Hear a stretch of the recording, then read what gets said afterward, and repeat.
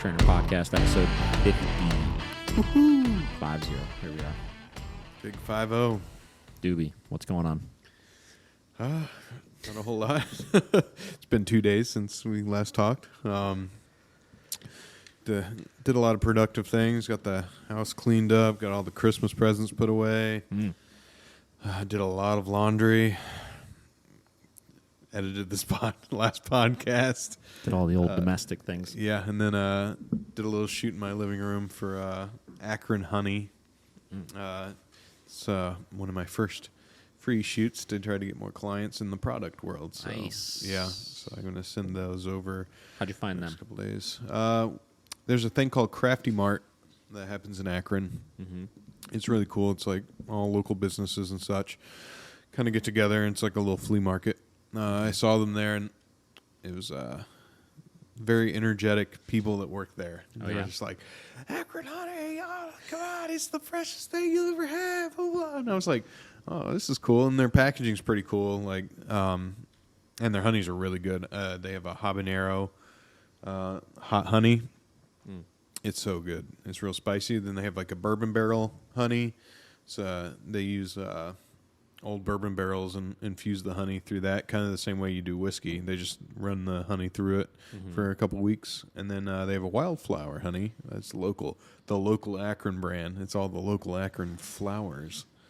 Yeah, but yeah, it was pretty cool. So I'm excited to do that. I'm going to... If you have any products out there that you'd like your photos taken of, I will do them gladly because I'm trying to build that portfolio for this year. Hell yeah. How about you? So we had a pretty cool message we had sent to us, I believe, yesterday. So obviously our last podcast we did, for anybody who did not listen to it yet, we discussed tips and tricks for kind of setting and crushing your 2022 dog training goals. We kind of broke down what, in my opinion, was a fairly systematic and comprehensive way to evaluate where your flaws are with your dog training, how to really describe what your goals are so that you could have clear, targetable kind of references as you're working through the year. And just kind of help you move along through that process and prepare yourself for the new year as far as how to work through those things. And we received a message from I don't even know if you'd call it a client because they haven't worked with us yet. A fan, if you will. We received a message. She tagged us in a story, and she said she posted a picture of made our 2022 training goals. Thanks, Miracle Canine Training, for the great idea and encouragement. Nice. And she put next to her calendar for 2022 training goals, and she described place with distractions, stop barking at the door and at squirrels, drop it / leave it, jumping up on people and tables. This writing is really small. What does this say? My eyes are going or something. I think it says sit extended time and settling down in multiple settings. So she outlined some clear training goals. Obviously, there's a little more to it than just writing them out. We discussed as we broke down that article as far as how now then are you going to start to work through those things and how are you going to kind of prepare yourself to do so. Yeah. But the fact we got people taking action on that is really, really cool.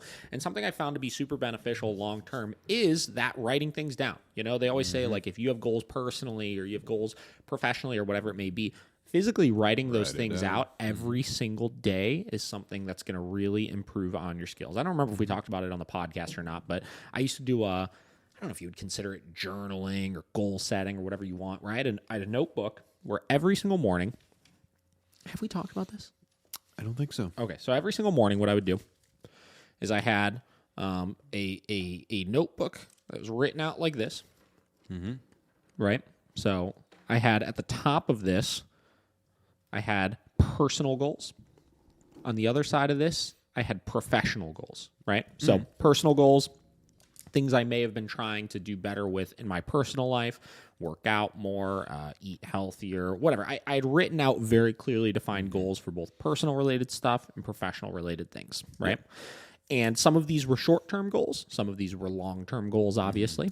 But one thing that I did is then underneath that, every single day. And I would write out this literally. I'd have a piece of paper every day, and I would literally write out all of the goals every day. I didn't just write them in one place, So I looked at it, I wrote it, I read it, and I was able to kind of process all of that stuff.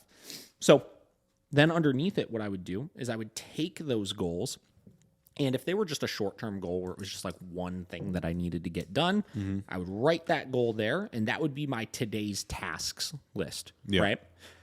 And what I did is on either category, if there were 5 in each or 6 in each, what I would do is I would create one micro task of each one of those things, and I would write it out on a piece of paper as a checklist of things that I was going to get done that day. Yeah.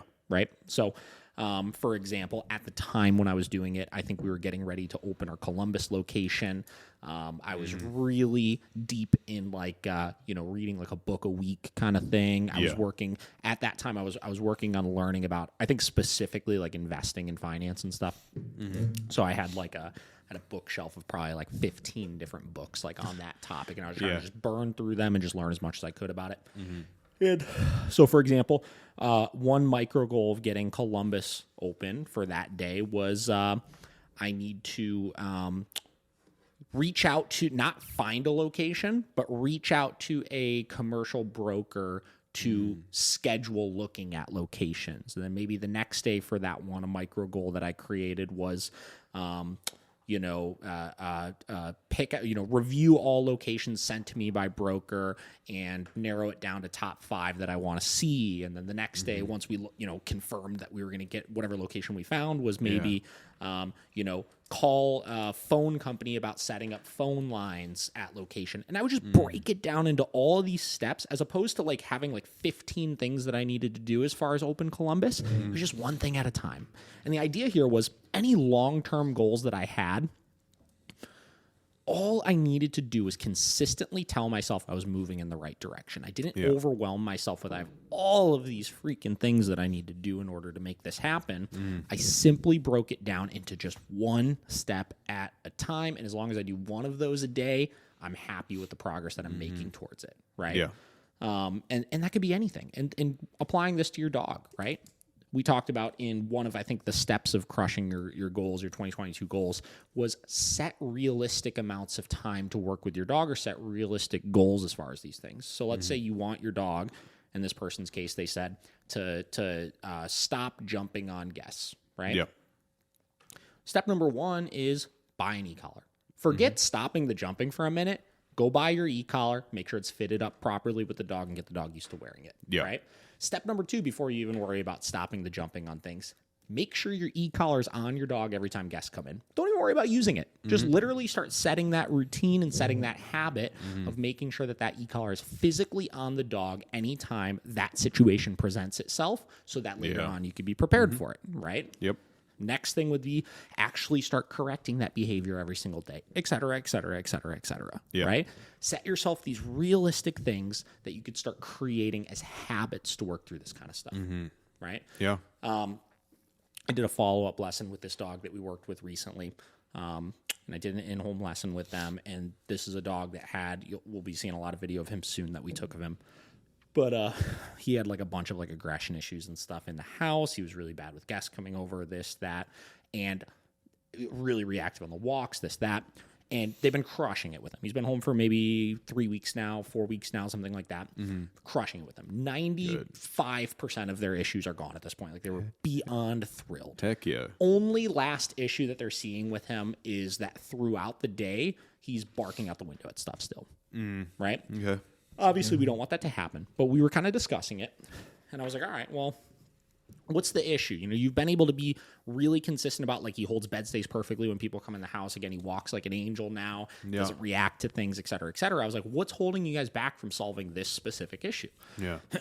And, they were like, truthfully, it's probably, just the fact that, like, we're not thinking about it. It's not a routine to have the collar on when I'm home working from work or working from home. Yeah. The guy, he works in his office at home, and he's like, I'm on Zoom calls all day and I'm on video calls.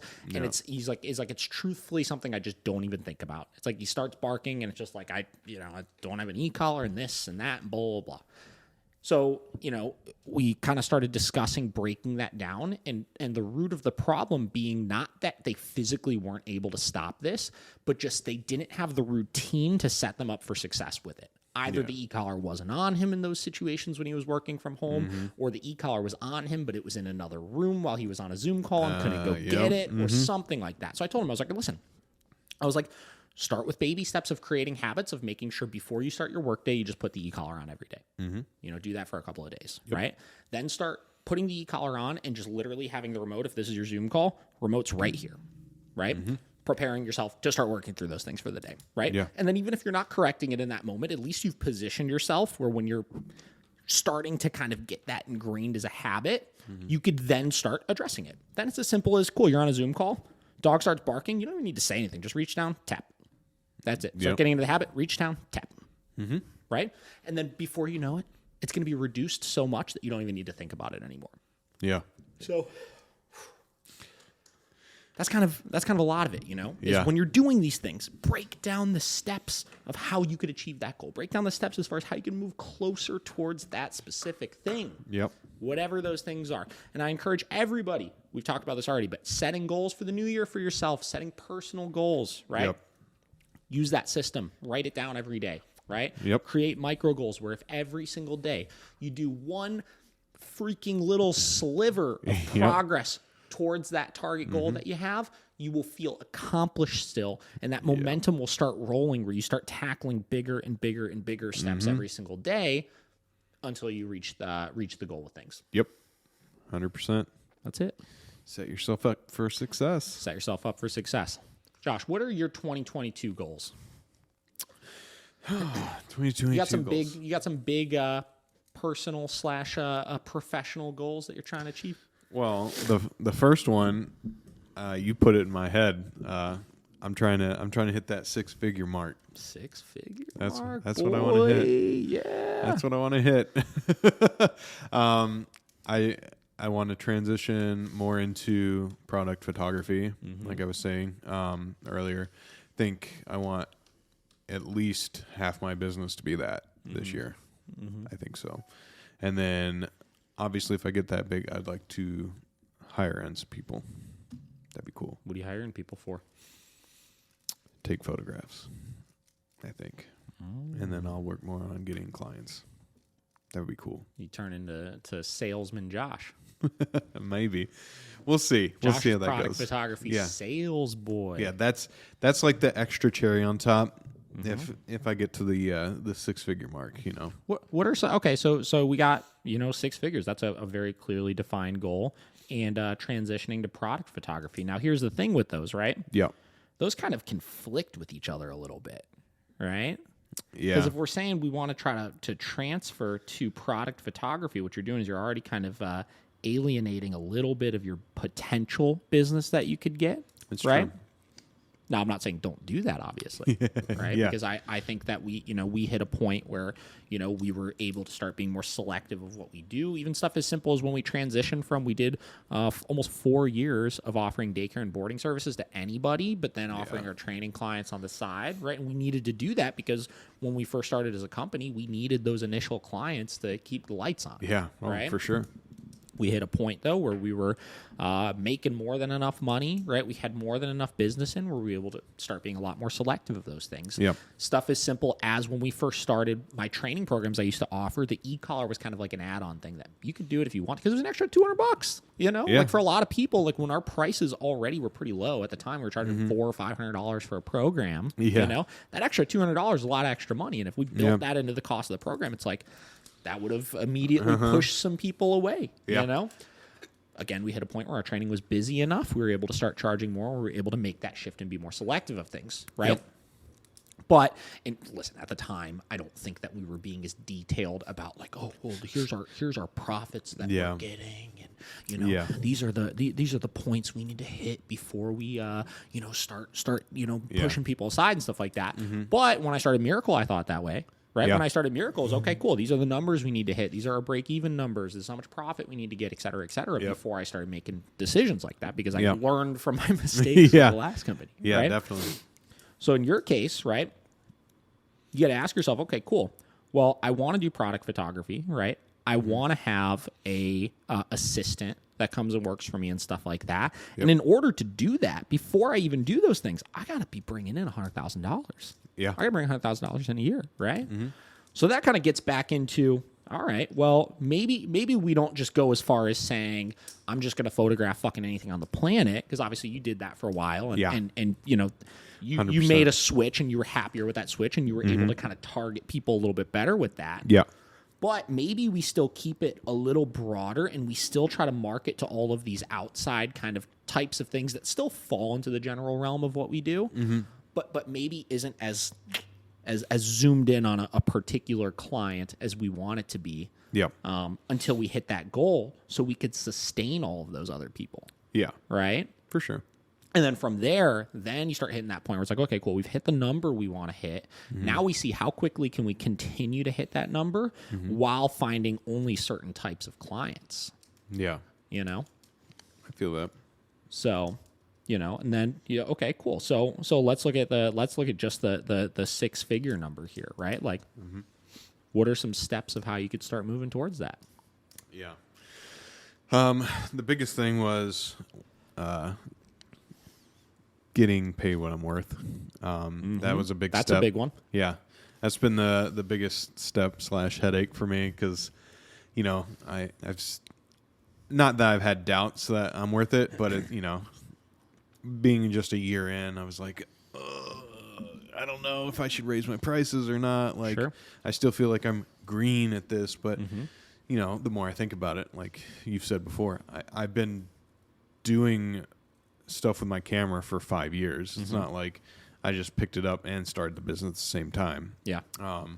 So raising my prices, making, and another thing is my friend, there's also he's a product photographer, but I actually inquired with him. I was like, what do you do for like these bigger shoots? Because I had the T-Lab company, he hit me back up, which he needs to get back to me, but I sent him a quote. He wanted me to do like 150 tees with him, like redo his products for his website and everything. And I asked him, you know, what should I do? And he gave me like insight on, you know, he's like, well, what's your hourly rate? And I was like, well, I've never thought about an hourly rate. I always do it like per job. And he's like, well, that's fine, but for bigger jobs like that, I mean, you have to do hourly. He's like, there's no way. Like you're going to just shortchange yourself if you just do an overhead thing, because it's just going to take longer than you think. He's like, you need to figure out an hourly rate for yourself. And he's like, and then editing, he's like, how much do you charge for editing? And I was like, I don't know. And then, you know, he really like opened this can that I hadn't even thought about yet, you know? So it's like figuring out a good hourly rate for like bigger projects, editing time, etc. So it's finding my rates, getting paid what I'm worth, and then the free.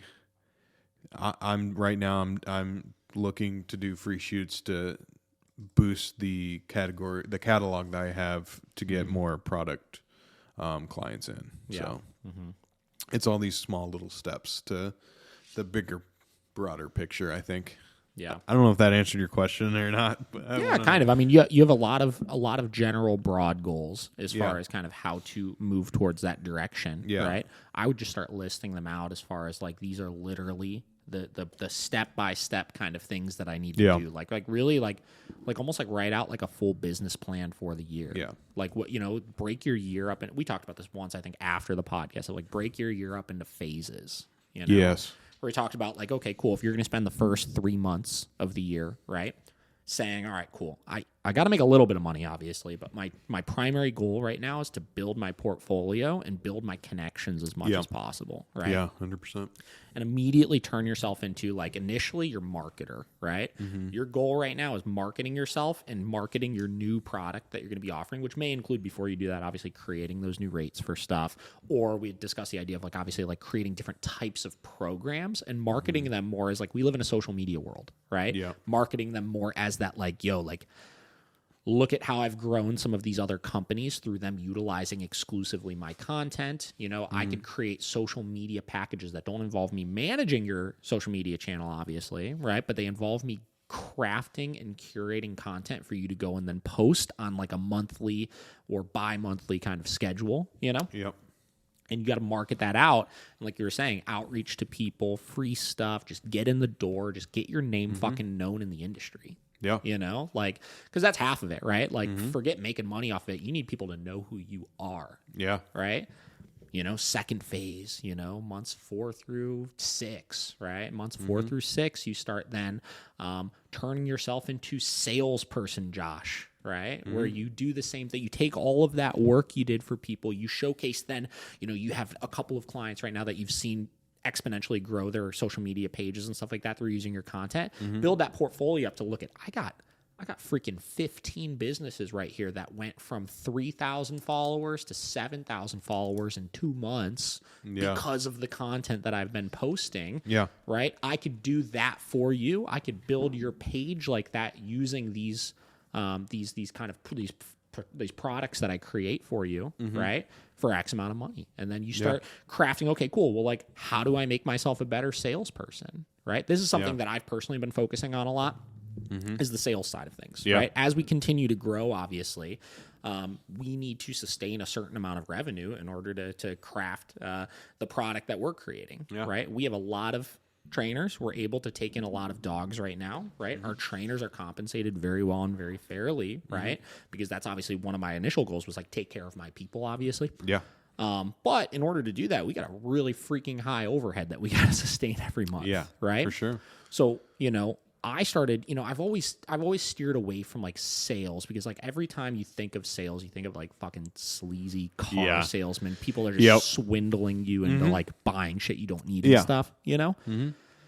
But, you know, that's kind of a false notion of what it is. That's only one very small part of what sales is, right? Oh, definitely. I watched a video the other day by this guy, Brad Lee. And Brad was talking about sales. Like nobody wants to do sales, you know? He's like, everybody thinks of sales as like this shitty thing. He's like, but he's like, sales is helping people. He's like, if you believe in the product that you're selling and you believe that it will actually solve somebody's problem, you are just going out of your way to make sure that you help those people, to get those people to understand how you could actually help them. You're not selling them on bullshit, you know? And that's the light I needed to start looking at it in is like, I know that I'm helping people, right? I know that our products make a dramatic difference in people's lives. And I know that, they're 100% worth every penny that they are, right? Yeah. So it's my job now to sell that to somebody else and convince them that it's in their best interest, right? Yeah. This is going to actually help you. I promise it, right? Yeah. So I've taken definitely in the last couple of months, I've really taken like a sales approach with things and personally stepped into that role myself and tried to kind of turn, and I've been doing a lot of research on it, reading books on it, stuff like that, where I'm really trying to turn myself into a very good salesman as far as, you know, the software we're using. We talked about like pipeline and stuff like that. We're going to kind of be starting to implement and stuff here and understanding follow up and follow through and, you know, different tools of that trade, obviously. So yeah, maybe that second quarter you start working on yourself and working on your sales abilities and taking more charge of the leads that you have coming in and really starting to have a catalog of just different business owners. You know, build your connections and build your list. Even if they're people that you don't actually work with, let me get the freaking email addresses and names of the owners or proprietors of 100 different product companies or restaurants in the Cleveland area. Yep. You know, that could literally be a micro goal. I need 100 emails within the next 2 months of different owners of businesses that could potentially at some point use my services. Yeah. Right? That's a good one. Then here I'm getting excited here. So 100 emails, right? Let's say in the first half of the year, you got to get 100 fucking emails of people. Or more. Listen, I mean, 100 is not really that many, right? No, it's not bad. Let's say more than that. Say 150, right? Cool. Then next goal here, you need to start creating then some sort of newsletter, right? Newsletter that is for the purpose of advertising the work you're doing, but more importantly, putting a highlight and a spot on a certain company, right? Okay, cool. Nuevo. Look at this full spread of what they've created, and look at how I photographed them, and look at all of the different things, and look at the metrics of how it's helped them over this period of time, blah, blah, blah. You got to start hustling that out to all these people. So they start realizing, oh my God, like, look at the success these companies are seeing because of these photos and stuff. And then you're going to start having people reach out, like, I'm inquiring about this. Like, how do I get involved in you? What are your programs? What are your package options, et cetera, et cetera? Yeah. Then you move into just doing the absolute best work you can and just selling on that for the remainder of the year. You know, then the last 6 months is just execute. Right. But you spend that first 6 months positioning yourself where you get as many people to know who you are as possible. Yeah. You start marketing and selling your product to people, and then you just execute on that for 6 months and just make as much money as you can and do the best work you can. Yeah. I like that. Yeah. Yeah. No, that's not an unachievable goal at all. That's basically what I'm looking to do anyway. Like last night, that the Fun Noodle. Fun Noodle. Yeah, I gave the owner was there because they just opened a couple weeks ago, so I gave him my card and already made that connection. But I mean, in person or email, anything like especially Akron. I'd like to really get my foot in Akron area because there's a lot of good. Great restaurants and products and vendors and stuff like that are down from that area too. I mean, if I could get as many clients in Akron as I do Cleveland, I'd be set. Yeah, it'd be great. Oh yeah, but those aren't, like you said, 100 emails. That's not bad. What's interesting about the emails too is like you could probably find any restaurant's contact email just on their fucking website that you want. Oh yeah. So it's just a matter of compiling them and then just consistently marketing to them as best as you can. Yeah. You know what I mean? Like, you almost don't even need to outreach to anybody over it. It's just a matter of like, go on their fucking website, get their email. Go on their website, get their email. Go on their website, get their email. And then you just start marketing to them. Yeah. Consistently. And even if they don't reply back, constantly just message, DM, this, that, and make sure it's not done in like a scammy way, obviously, but like, like if you once a month reached out to the same person and sent them more and more and more reasons why you could help them grow their business. Yeah. I don't know, man. It's good. That could have some return on it. Yeah, for sure. Exactly. That's the goal. And I think not that restaurants don't. I mean, restaurants definitely get it too, but the product side of things, just it's so much more exponential to your business because you're selling this. You're literally selling this product, not just an experience of come to our place and like have a good time. It's like this is what we make, and this is what we're selling, and this is what we want you to buy. And you need the best product photography for that. So a lot of people I think in the restaurant industry think that their sale is done in their restaurant, right? Their sale is done when the people come and they have a good experience. Yeah, right? Exactly. For a product photographer, the sale happens when that person sees their thing online. Yep. Right? And restaurants aren't able to really compute how like the sale actually starts well before they step into your restaurant. Yeah. Exactly. Exactly. It's kind of like an age old like with restaurants, it's like they're like somebody comes here and has a good experience and tells their friend to come here. It's like, dude, everybody finds freaking restaurants on their phone now. Yeah. That's it, dude. I see a delicious looking cheeseburger coming from whatever Flipside or whoever, and I'm like, oh wow, like that looks great. I want to go there. You know?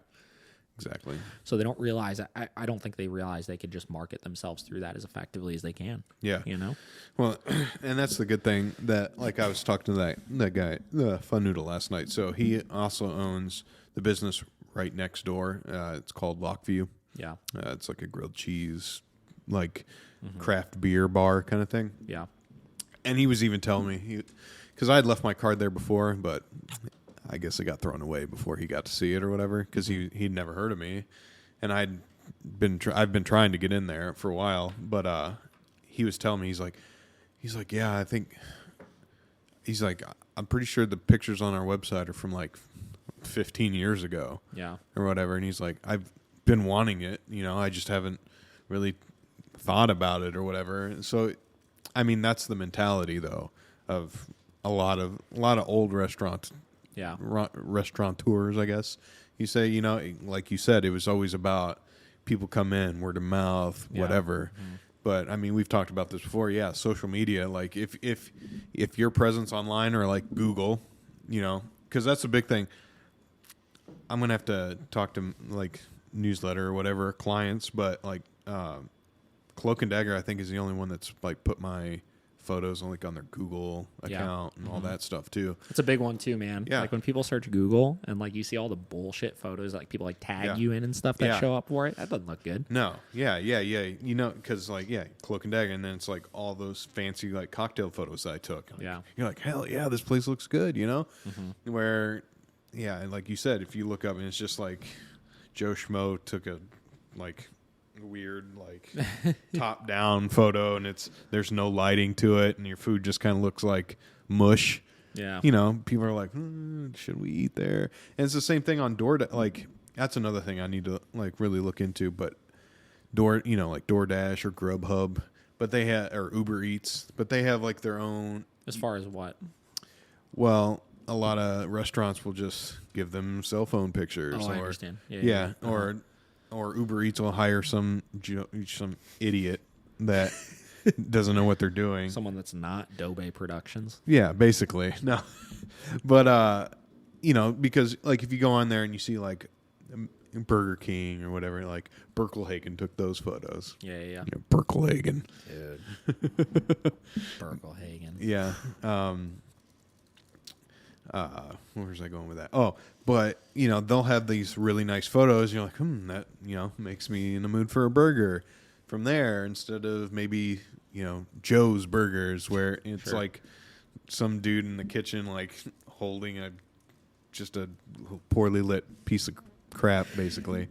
It's just like that's your first line of offense to get someone to buy you versus this other place. Yeah. And the internet is literally that's where your battleground is now. It's not. I mean, you have to give good service and have a good time there, but they're never going to come there if they don't see what they can get.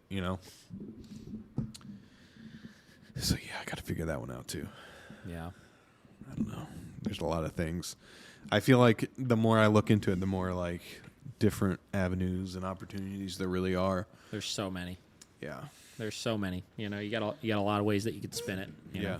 And again, like we talked about, like you've seen a lot of growth from all of this. It's just a matter of taking it to the next level. Yeah. Well, and I think this is a big thing too. Is working with this person with my website. Like, I'm definitely gonna. Yeah. When the fuck's that gonna be done? I don't know. Better get a timeline on that. Yeah. I know. I gotta send her a few more things over, but just like I talked about having like a package page, but I really got to figure everything that I could put in on that. Yeah, because I feel like I could have a million different options, but I can't. I feel like you got to have an idea of what direction you want to go with it. Also, initially, exactly. It's like I think charging what you're worth is good initially. Yeah. But I'll tell you, like from a consumer standpoint of somebody that would hire a photographer or this or that, right? Mm-hmm. I always am scared off by a gray pricing approach to things, as opposed to a concrete one. Yeah, right. I think it's a lot easier for a business who doesn't know who you are initially to be able to look at this is the cost, right, as opposed to this is the potential of the cost, but really if it winds up being like 3 hours more than that or 4 hours more than that or whatever it may be, it could exponentially start shooting up. Yeah. Mm-hmm. So I think it's a necessary approach for a lot of people, I think. But as a consumer, I've always liked the flat rate more than that, Yeah. And like we talked about, you could have different tiers of flat rate approaches for people. That still don't totally screw you. And you got to make sure, obviously, your flat rate is fair to you, But you also got to expect that, if that target goal is 6 figures initially, regardless of how you get there, there's going to be a lot of dick hustling going on. Oh yeah, for You sure. A lot of it. A lot of it going on as Yeah. far as maybe this $2,000 photo package that I sell to somebody is potentially going to cost me money as far as how much time it's going to take. Yeah. But, I got to start just getting that revenue coming in kind of Yeah. thing, I think that's the hardest for photographers. I'm sure we all have to deal with it, but the biggest headache to like explain to people is, I'm there for 5 or 6 hours, right? Yeah. Taking photos of your product, or you're at your restaurant. I'm going to spend another 8 hours or 10 hours editing everything. Yep. And I think it's, I don't, you don't see it, you don't know about it, Yeah. kind of thing. And again, it's so hard to see the return on that investment, Yeah. As opposed that's why I said I think a lot of it, I think so much of it is going to be a marketing tactic for this. I mean, you're no stranger to this, and I have a lot of friends that are in the photography industry that it's a difficult industry to make a lot of money in. Yeah. Because, photos is one of those things that they're so necessary. Media is so necessary, obviously, but it's so difficult for your average consumer to understand the value in them. Exactly. Exactly. So it's I think it's just got to be, it's in my mind, it's got to be more than just here's photo. I do product photography, I do restaurant photography. It's got to be marketed in more of a way that immediately shows a return on things to that person. Exactly. They can quantify immediately in their head. This number turns into this much extra business that I have. Yeah. It's tricky. It is. It's very tricky. Super tricky. But the thing is, it's hard to make money. I think it's hard to make money in the beginning because it's such a bewildering thing when you're looking at it and you're trying to make sense to you and then make it make sense to the client. You know, okay, initially, you're right. It almost doesn't make sense to you. Yeah, exactly. And that's what I've figured it out on my side, and now it's me more of making it understand to the clients of well, this is why I charge. Yeah. This is why I charge what I charge, because I know that I have the knowledge. I'm going to come in, I'm going to just shred this photo shoot, but then I have all this back end editing that I have to do. So it's really, I'm going to spend almost 2 days on your shoot, you know? And that's the thing that I want to be more clear about especially when I have this page. It's hey, you're not just getting me to come. I'm not just taking these photos and then taking them off the camera and giving them to you. I'm literally slaving away at my computer afterwards for longer than I was at your place of business, Yeah. And it's that's where the magic is. Anybody could come in and take these photos with some lighting and whatever, but you're also getting my editing skills on top of that, Yeah. And that's why I'm worth this at the end of the day. Yeah, for sure.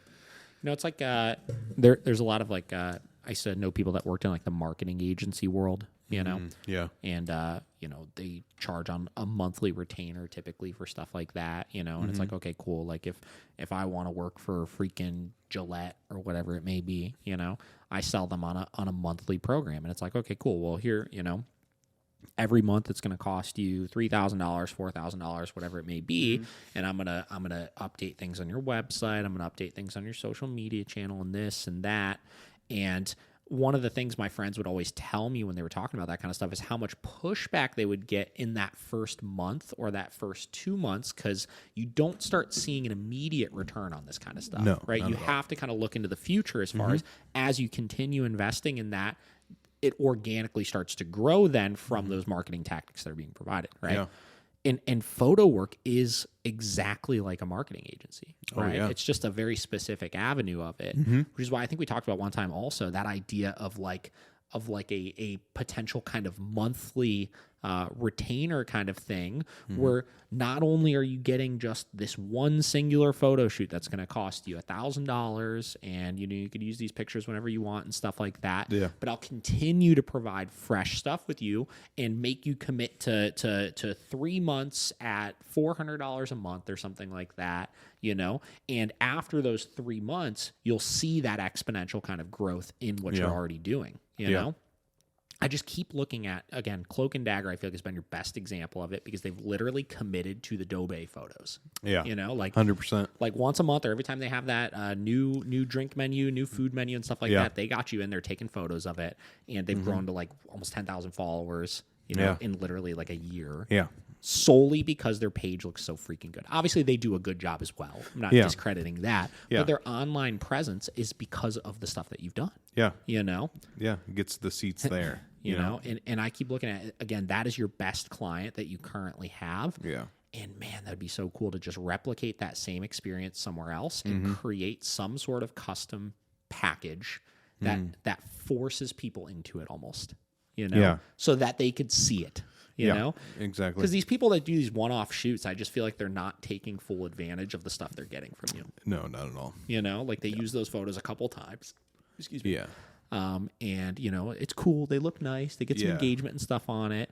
But you don't look at their page and think like, wow, this is incredible. Like, we've talked about the Pompadour before, right? That's a great example. They've used some of your photos and it's cool. But like, you go on their page and their page is still fairly unimpressive looking. Yeah. And they're one of the fucking best restaurants I've ever been to. Yeah. Like, this one, I guess I shall not name. I'll show you so you know. Like, yeah. Okay, like, they started using the new stuff, right? But it's very sporadic. It's like the 21st, the 16th, like the next one's the 10th. It's like 5 or 6 days in between everything. And then, like, in between the times that I've been there, it's like these crappy cell phone videos or pictures or whatever. It's like, this photo that I took, we're 56, and then they started doing not my photos, and now they're like 12 likes and 13. It's consistent. I mean, we know obviously the social media thing is consistent. It's all about consistency, But that's the thing is, like, if you have my photo and then you take this cell phone video, or cell phone picture, and they're right there by each other on the feed, and it just looks terrible. It's like, oh, what is happening? The contrast is just throws you off, Big time. And I think that's what Paige and what's the other girl? Ella, yeah.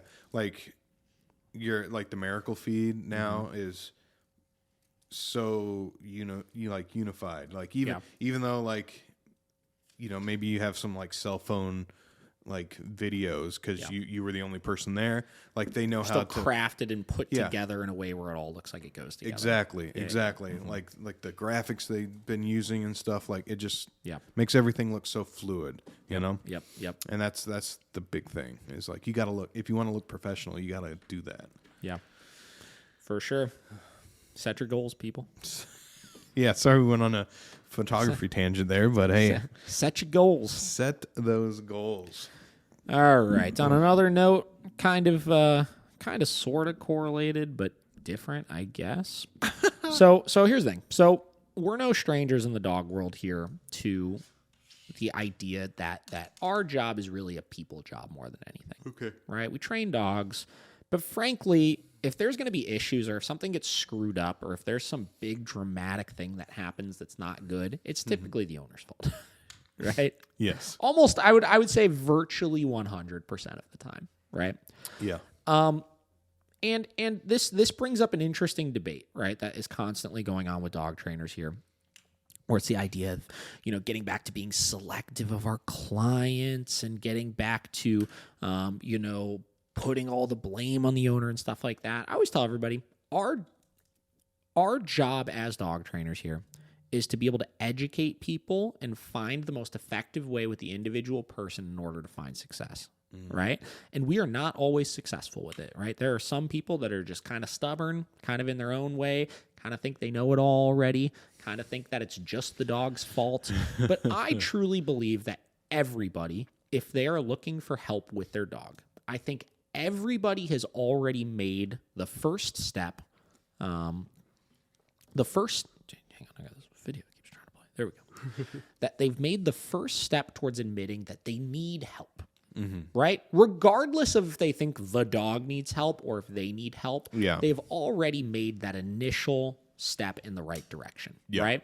And my problem is I pulled up this article of the title of it's from Newsweek is Dog Trainer Asks Pet Owners to Do Better in Viral Video, right? Better, huh? So there's this trainer. I don't frankly know who she is. Emily Mahar, whatever. She posted a TikTok video. Well, here, we'll get into it here. So professional dog trainer Emily Mahar recently went viral after posting a TikTok video asking pet owners to do better. She claims that the reason most dog owners specifically are having difficulty finding trainers and groomers is due to the simple fact that the industry is drowning, and as a result are no longer accepting new clients. She says the main issue for this is the actions and attitudes of pet owners, who she argues are causing their pets to suffer, and in turn causing the professionals to suffer as well. Okay, here we'll read her quote. There's a really big issue going on in the animal industry right now, and no one's talking about it, Mahar says at the beginning of her video. The issue in question is that pet owners are not properly caring for their animals and are blaming the professionals for their pets' problems versus taking responsibility. To illustrate her point, she begins by describing her own experiences as a dog trainer. My training facility is so unbelievably overwhelmed, she says. We are booked out for months for all of our services. To make an appointment with Mahar, a prospective client must first read through her website and complete a 50-question survey. They must then wait 2 months and pay a small fee to meet with her and learn whether or not she'll accept them as a client. What? Though this might sound harsh, she says she's instituted this system for a good reason. People will pay thousands of dollars to send their dog to a trainer, and they won't follow through, she explains. We put our blood, sweat, and tears into training people's dogs, and they don't follow through. I mean, this goes on. We'll continue reading this, obviously, but let's start breaking this down a little bit. Oh, God. Right? I have a really, really, really huge problem with dog trainers that put this much responsibility on owners. Yeah. Huge problem with it, right? Yeah. It is my job to assume that risk, and I should know. Where did she say here? It says, yeah. People pay thousands of dollars to send their dog to a trainer, and they won't follow through. She explains, we put our blood, sweat, and tears into training people's dogs, and they don't follow through. You should be putting your blood, sweat, and tears into training owners. Yeah. Yeah, it's not just the dog. This is it, right? So this is the wrong mentality, and this is why most of our clients that call us say, I've been to 1 other trainer, 2 other trainers, 3 other trainers, sometimes more than that before, and haven't found success.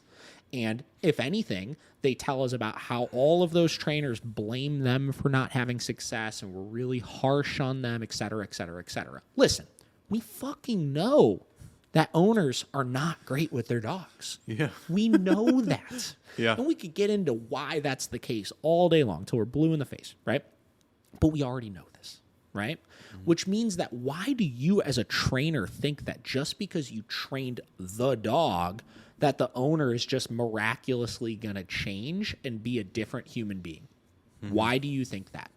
Unless you're giving the education necessary to the owner. Yep. Right? And then you get into this. Okay, make an appointment. A prospective client must first read through a website and complete a 50-question survey. They must then wait 2 months. Why do they have to wait 2 months? Why do they have to wait 2 months to pay a small fee to meet with her and learn whether or not she'll accept them as a client? I know. Like, what are you supposed to do if she doesn't? And you just wasted 2 months? You know what I mean? Like I don't get it. You know, it doesn't make sense to me. You're playing this holier than thou, and then my training facility is so unbelievably overwhelmed. Well, that's probably because you're trying to train everything yourself, right? And like There's so many freaking dog trainers out there. Like, obviously, if you're planning on growing your, I mean, this is something we've done, right? Like, if you're planning on growing your company, you have to have more help to be able to assist with those types of things. Yeah. Right. There's a reason why in the hospital system there's not just one doctor at every single hospital. Yeah. Could you imagine? You know, like, there's a reason why at vet clinics, these big vet clinics out there have multiple vets working for them, is because they need to be able to sustain the influx of people coming in. And I'll tell you, most people want training for their dog, right? It's not like training is only happening because people are neglecting their dogs and not properly caring for them, and et cetera, et cetera, et cetera. A lot of it comes from the fact that just people want to have a better behaved dog than they do, and they're starting to finally understand, because they're training companies like us that are putting out good content showcasing how much better of a life you could have with your dog, that they probably should invest in that, right? Speaking of, love that Mochi video. Did you like that? Yeah. He was boarding the other day, and I took him out, and I tried to like recreate that end video, and I was like, he still got it. Yeah. Little Mochi still got it. So whatever. So she says, if a pet owner doesn't keep up with their dog's training when they're at home, a dog's behavior may never improve. So problems with listening, biting, aggression, etc. could potentially become long-term problems. Your dog is suffering, Mahar says. Obviously, if they don't follow up at home, these behaviors may never improve. But that comes down to then, instead of making this process of people needing to go and like do fucking backflips through your website in order to get in touch with you, you set realistic expectations, and you don't get stuck in your head. I talk about this a lot. You don't get stuck in your head about what it should look like when the dog goes home, right? We create, like, sometimes like if I look at what I expect my dogs to do, right? I expect them to hold a certain level of training. I expect them to do A, B, C, or D number of different things in their day-to-day, et cetera, et cetera. But I know all the things I do with my dogs, half of my clients will never do. Yeah. I hold them to a very high standard with stuff. But a lot of people's goals are not the goals that I have with my dogs. They have simpler goals with things. So by focusing on the actual goals they have, as opposed to making these things super challenging for them to follow up on, and figuring out what is their quote unquote pain point as far as why they reached out to us in the first place, and then asking yourself, okay, cool, if their goal is this, it's like we talked about with like fucking setting goals here, right? If my goal is stop biting guests in the house, I need to then ask myself the question of, what is the absolute easiest possible way that I could achieve this goal that will take the least amount of effort for my client to do to allow them to be successful? As opposed to, here's the mentality that I would assume trainers like this have. What's the most complex and fair and appropriate and intricate way possible that I could get my clients to solve this problem, so that when they don't succeed with it, I could blame them for not doing all of the things that I told them to do, so that I don't have to take any responsibility for it myself. Oh, it sounds terrible. Right? Yeah, absolutely You know what terrible. I mean? And a part of me kind of thinks with some of these trainers that like maybe aren't as qualified to work through these behavioral issues as they should be. A part of me thinks that like they're almost intentionally making these things as hard as possible for the owners to do, as far as some of the follow-up support, so that they always have an excuse to blame the owner for if they're not being successful. So that they don't ever have to be like, hey, it's your fault that this didn't work, right? I take the responsibility of knowing, at least with 99% of clients, that I 100% put my all in, right? And if they're still not succeeding, that there's probably something I didn't clarify enough, or didn't create a simple enough approach for. Right? And this is why, like, you know, we have clients out there that the dogs are better, right? You know, but they're not perfect, right? They're still having some issues here and there, but because the client knows I put my all in, they're happy. They've achieved a degree of success with their dogs, and they're able to accept the responsibility themselves without this big conflict as far as where their success is at. So, going on here. According to Mahar, pet owners who don't listen to their trainers give a variety of reasons for not doing so. In talking to other dog trainers, she's learned that people who disagree with the facility's methods will sometimes call the trainers animal abusers. Some have gone so far as to call PETA to investigate. And when a pet's behavior doesn't get better with time, the owners will leave a 1-star review, which can be damaging to a small business. I'll tell you, I've never had that happen before. Yeah. There's not all these freaking dog owners out there that are calling you animal abusers, and calling PETA to investigate you. Yeah. Right? I've been training dogs for like 8.5, 9 years, and I've literally never had that happen to me. Yeah. And as far as the 1-star reviews, yes, we have 2 1-star reviews on our page, and we're not going to get super deep into it. So everybody knows, I know that they're fake reviews. Yeah. You could read my replies back to them, and you will understand that they are fake reviews, and especially the fact that they were written literally within 12 minutes of each other. We know they're freaking fake reviews. Whatever. This doesn't happen, right? And also the fact that they interviewed other trainers as far as finding a variety of reasons why dog owners don't listen. Here's the thing. Go ask some of the dog owners.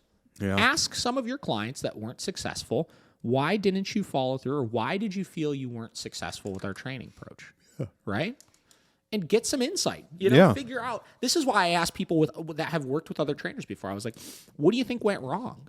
What was so difficult about it? And I'll tell you what the most common things that we hear from people are. It was too complicated. Our trainer was extremely mean and harsh to us anytime we came in and didn't do everything as perfectly as was expected of them. Yeah. Or they just didn't understand, right? Yeah. They didn't get any follow-up support. A lot of times it was with board and trains where they got zero follow-up support from people and just didn't know how to succeed then after that. Yep. Right? So listen, these are the same people that come to our facility and have success post-training, right? And it's because we were able to take those bits of information in from people. We were able to take the inconsistencies they were confused about and clarify those things for them. And we were able to have some empathy and some kindness to the fact that these people are not professional dog trainers. Yep. Right? Exactly. Moving on. But trainers aren't the only professionals within the pet industry experiencing this problem. She goes on to share that a groomer in her area has not accepted new clients in 3 years. Okay. I know grooming facilities that are no longer accepting walk-ins because people are pissed that their golden doodle gets shaved when they're the ones who don't brush their dog. Not properly grooming a dog can lead to painful matted fur. Listen, we also know people are going to get these freaking dogs and they're not going to brush them sometimes. We know this is going to happen. Yeah. Is that the owner's fault? Yes, it's the owner's fault. I'll give you that one. Yeah. Right? They should groom their dog. But you're just not accepting clients to come in and letting them just sit there with their dog that is not groomed, that has painful matted fur.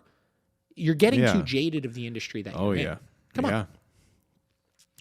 Poor reviews and angry clients cause professionals to suffer, Mahar says. In her opinion, the only way to fix this problem is to create higher standards for pet owners. Just because you're putting a roof over your dog's head and you're feeding them and they have medical care does not mean that they're still not neglected. Newsweek reached out to Mahar for comment, but did not hear back from her in time for publication. TikTokers were quick to praise Mahar for her comments. Amen, said one commenter named Sarah. I've been working in pet services for over 3 years, and it's mind-blowing how little pet owners usually do and know. You are right, agreed another commenter. People want decorations, toys. They don't want a living animal that requires hard work and comes with frustrations. Okay. Oh, my gosh. Oh, boy. And then they put a update in the bottom of it. They said the story has been updated to reflect that Mahar's facility has not received poor reviews due to upset dog owners or heard from PETA. However, other facilities have. Oh, okay. Then So she's doing everything great. why'd she even say it then? I know. This is the thing, right? I read types of things like this because I forever, one of our colleagues, Solid Canine Training, Jeff Gelman out in Rhode Island, he's a very, very Instagram popular dog trainer. He talks a lot about how he is team people, right? Listen, we love dogs. We're here to help dogs. We're here to help dogs and owners live a better, more inhabitable life, right? But I'm team client as far as I see so much of this stuff from dog trainers out there that are just bashing on owners and just making them feel like absolute dog shit for not being able to achieve the success that we expect them to achieve. Right?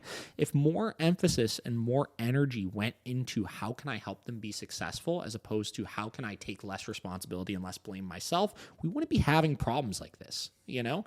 Again, I've been in this industry for a long time. This girl looks like she's pretty young per this video that I'm looking at right now.